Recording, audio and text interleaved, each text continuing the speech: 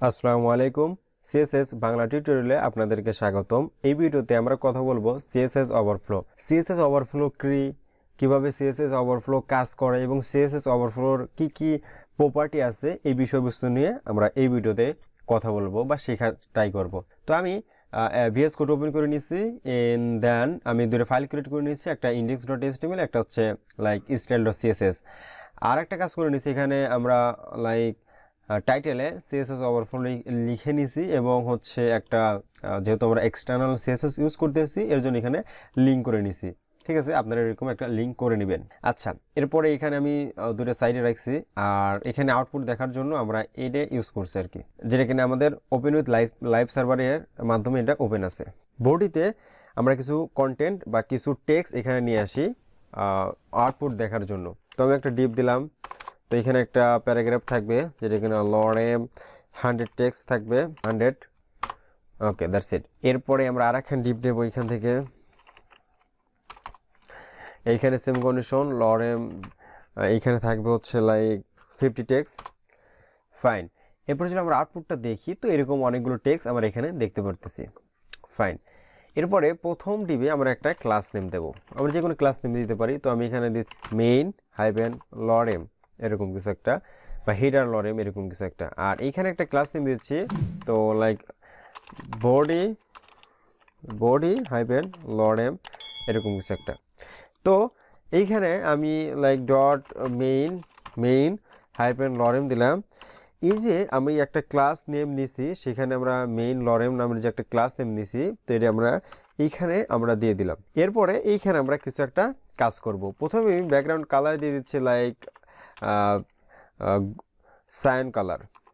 আচ্ছা, এরপরে আমরা একটা হাইট এবং উইথ সেট করে দেব। এখানে আমরা হাইট বলে দিলাম যে 200 পিক্সেল। এরপরে আমরা উইথ বলে দিলাম হচ্ছে লাইক 300 পিক্সেল। ঠিক আছে, দ্যাটস ইট। তো এরপরে যদি আমরা আউটপুটটা দেখি তো দেখবো যে এইখানে একটা যে সমস্যাটা হচ্ছে।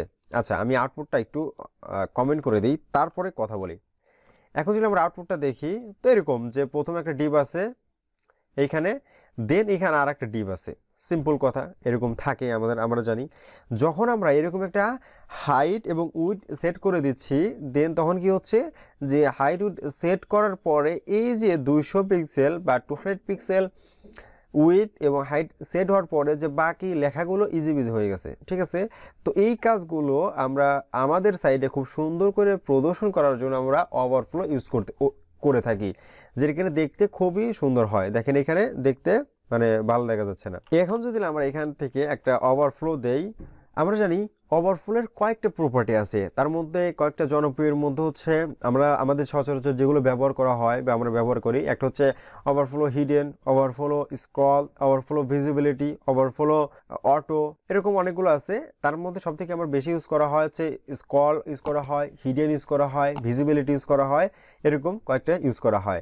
আচ্ছা, এখন আমি প্রথমে আমরা ইউজ করবো ওভারফ্লো অটো। এখন যদি আমরা আউটপুটটা দেখি তো আমরা আউটপুটে কি দেখতে পারবো, যে যখন আমরা মানে অটো ইউজ করতেছি তখন অটো থেকে যতটুকু টেক্সট থাকা প্রয়োজন ততটুকু থাকা অবস্থায় সে কিন্তু একটা স্কলার একটা বার আমাদের এখানে সেট হয়ে গেছে।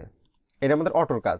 এখন সামহাও যদি আমরা অটো না দিয়ে আমরা যদি এখান থেকে আমরা অটো সরার পর যদি আমরা দেখি সেম কন্ডিশন প্রিভিয়াসলি যেরকম ছিল সেরকম একটা আছে। আমরা যদি এখানে হিডেন ইউজ করি তাহলে কি আসবে?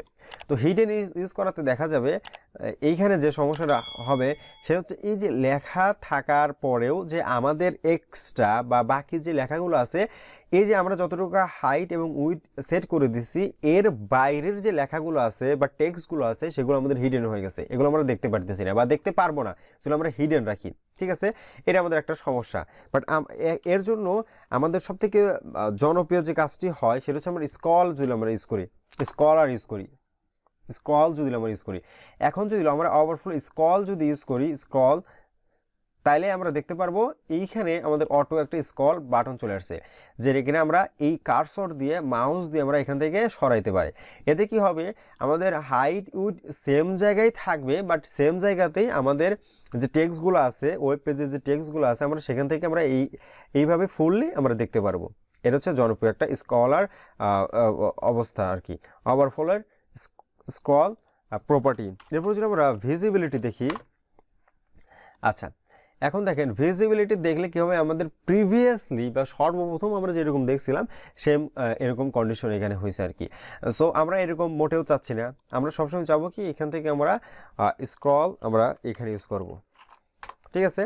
তো আমরা স্ক্রল ইউজ করব, দেন আমাদের দেখতে সুবিধা হবে। মানে এইখানে স্ক্রল ইউজ করার কারণ হচ্ছে কি, আমাদের পরেও যদি কোনো টেক্সট থাকে বা এই যতটুকু আমাদের জায়গা আছে একটা ডিবের মধ্যে, তার ভিতরে যদি অনেকগুলো টেক্সট থাকে সেগুলো আমরা খুব সহজেই দেখতে পারবো। সো এই ভিডিওতে আমরা দেখলাম যে ওভারফ্লো কয়েকটা প্রপার্টি আছে, প্রপার্টির মধ্যে একটা আছে স্ক্রল আছে। এরপরে আমরা যদি আরেক দেখি, যেমন হচ্ছে ওভারফ্লো লাইক এখানে হিডেন আছে, ঠিক আছে। আমরা হিডেনের মাধ্যমে আমরা দেখতে পারি যে এইখানে যখন আমরা হিডেন করে দেই তখন আর এই লেখা ব্যতীত যে টেক্সটগুলো থাকে ওই ডিবে আর কিছু দেখা যায় না। এরপরে আমরা চাইলে অটো করে দিতে পারি, এখান থেকে ওভারফ্লো আমরা অটো করে দিতে পারি। অটো হলে কী হবে, ডেমো মানে অটো সে নিজের মতো করে যতটুকু প্রয়োজন সে কাজ করবে। এখানে যদি টেক্সট যদি কম থাকে তাহলে আর এই স্ক্রল বাটন আসবে না, এরকম কিছু একটা। এখানে যদি আমরা দেখেন, আমরা যদি অনেকগুলো টেক্সট এখান থেকে আমরা সরাই দেই, ফর এক্সাম্পল আমরা এখান থেকে কাট করে দিলাম, কাট করার পরে আর সাপোজ এখন যদি আমরা দেখি আর এখানে আর স্ক্রল বাটন এখানে আসবে না, কারণ আমরা বলে দিচ্ছি অটো যখন বলে দেব তখন তার প্রয়োজন অনুযায়ী এখানে টেক্সটের প্রয়োজন অনুযায়ী সে এখানে জায়গা দখল করবে। যেহেতু আমাদের এখানে বলেই দিছি হাইট থাকবে হচ্ছে 200 পিক্সেল বা উইথ থাকবে হচ্ছে লাইক 300 পিক্সেল, তো 200 পিক্সেলের পরে অনেক জায়গা বেঁচে গেছে টেক্সটগুলো থাকার পরে, এর জন্য আর এখানে স্ক্রল বাটনের প্রয়োজন নাই। বাট আমরা যদি ডিফল্টভাবে যদি আমরা স্ক্রল বাটন দিয়েই দিই তাহলে দেখা যাবে যে এখানে অটো স্ক্রল বাটন থাকবে। এখানে দেখেন যে একটা বারের মতো এরকম কিছু একটা আসছে, ঠিক আছে, যার মধ্যে আমরা স্ক্রল করে দিতে পারি এরকম কিছু একটা। আচ্ছা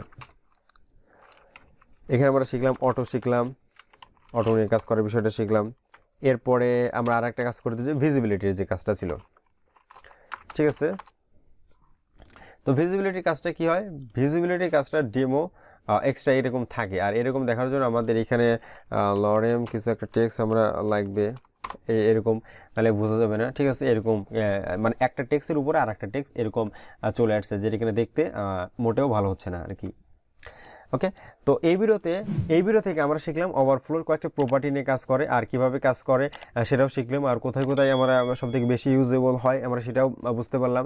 সো এই ভিডিও ছিল আমাদের ওভারফ্লো নিয়ে। আশা করি ওভারফ্লো নিয়ে যে প্রপার্টিগুলো আপনারা বুঝতে পারছেন। আর যদি কোনো প্রবলেম হয় অবশ্যই আমাদের ভিডিও কমেন্ট বক্সে জানাবেন অথবা আমাদের ফেসবুক গ্রুপে জানাবেন, আমরা আপনাকে হেল্প করার ট্রাই করব। সো আজকের ভিডিও এই পর্যন্তই, দেখা হবে অন্য কোনো ভিডিও নিয়ে। তো এ পর্যন্ত ভালো থাকবেন, সুস্থ থাকবেন, আল্লাহ হাফেজ।